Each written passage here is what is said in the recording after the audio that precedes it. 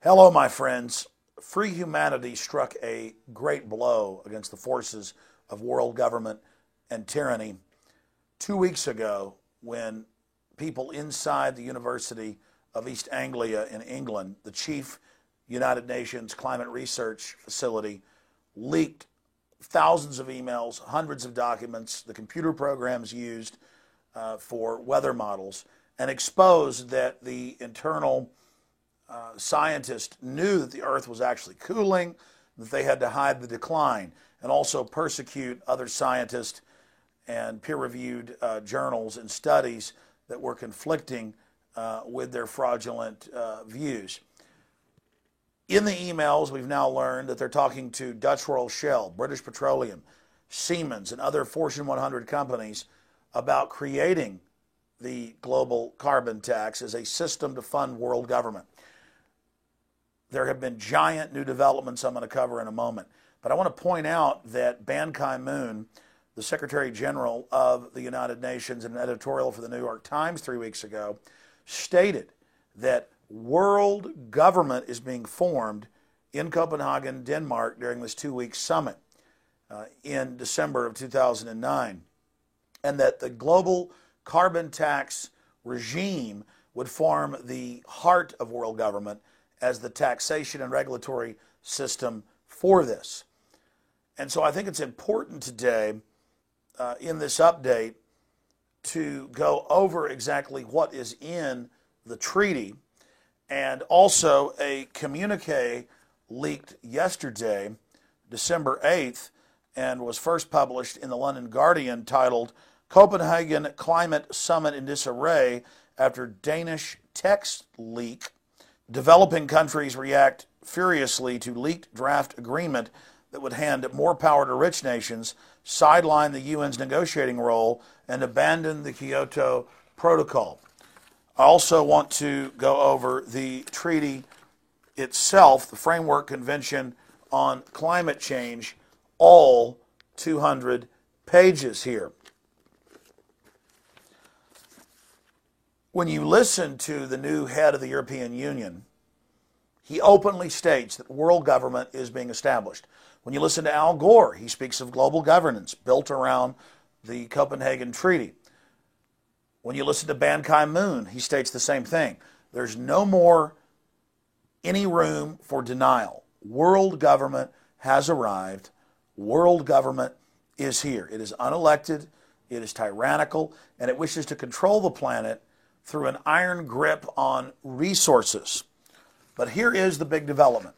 Remember that the private IMF and World Bank, holding companies for the private central banks of the planet, have been caught in Nigeria and Brazil, Argentina, you name it, Asia, Latin America, Africa, the Middle East, Eastern Europe, Russia, engineering crises, destroying economies so they can vertically integrate them and criminally consolidate them. In 2002, Greg Palast of the BBC was given several thousand pages of leaked documents. Simultaneously, Nobel Prize winner for economics, Joseph Stiglitz, went public saying that the IMF and World Bank were engineering financial collapse and the destruction of industrialized society so they could consolidate control.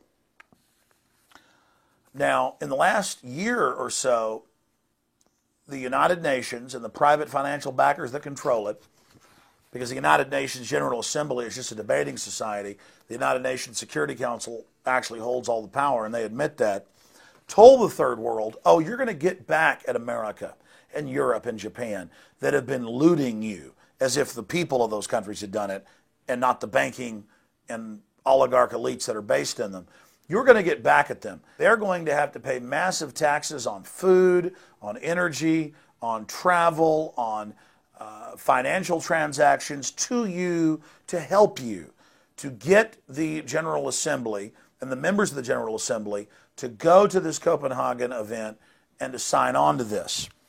Now, in my film, Fall of the Republic, we detail from previous documents from the UN and from the IMF and World Bank, Goldman Sachs, JP Morgan Chase, Bank of London, and others, the Bank of England based in London, that private central banks were simply setting up their own private global government, and that the populations of the world, both developing and developed, would have to pay taxes in a form of new derivatives that actually Enron head Ken Lay came up with Al Gore in the mid-1990s.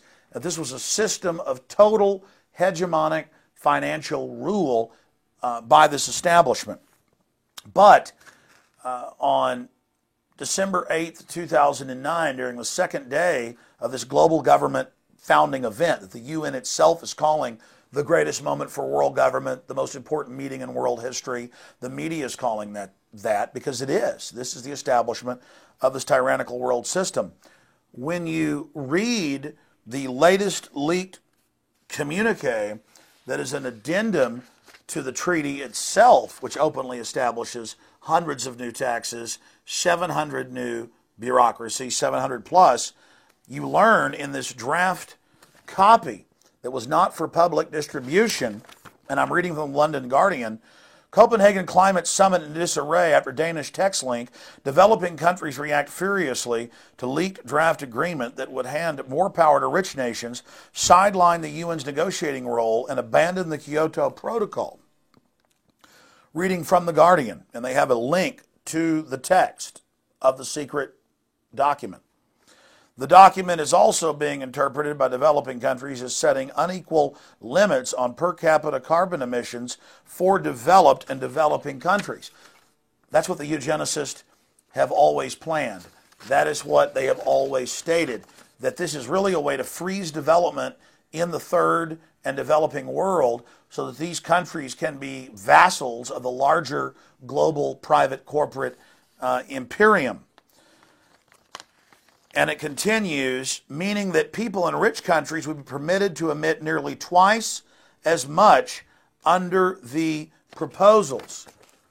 And it goes further and states that the UN is just a front company and will have no power. See, the third world thinks they control the UN because they're in the General Assembly.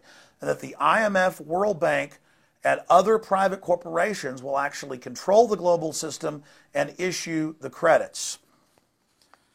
Force developing countries to agree to specific emission cuts and measures that were not part of the original UN agreement. So it is a classic bait and switch. That is from the London Guardian today. You can link through by clicking. We also have this up on Infowars.com and PrisonPlanet.com and read the secret treaty for yourself. But when you read the official Framework Convention on Climate Change, when you read the nearly 200 pages, it states a 2% tax on all nations of the planet, and once nations have signed on, they cannot remove themselves voluntarily. They have to have a unanimous vote by the other members to allow them to leave. So it's like a roach motel. The slaves go in, the slaves don't get out. And it states a 2% tax on the complete GDP of every nation, a 2 to 10% tax on all fuel, gasoline, diesel, natural gas, when most families are already on the edge of bankruptcy because of what the central banks have done with the derivatives bubble that broke in the fall of 2008.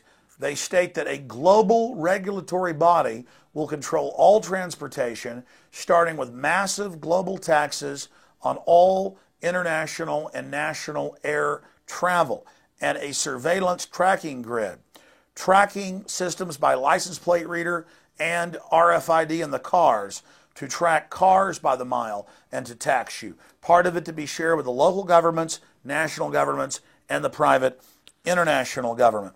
So all of this is happening. All of this is in the legislation. And remember, this treaty until a month ago was secret. They wouldn't issue it to the public, but it was leaked, and they confirmed this is their treaty. A new version of the treaty came out, and it's even worse. I discussed that yesterday on the radio for a full hour with Lord Christopher Monckton, who's been one of the main people exposing this in the last 20 years.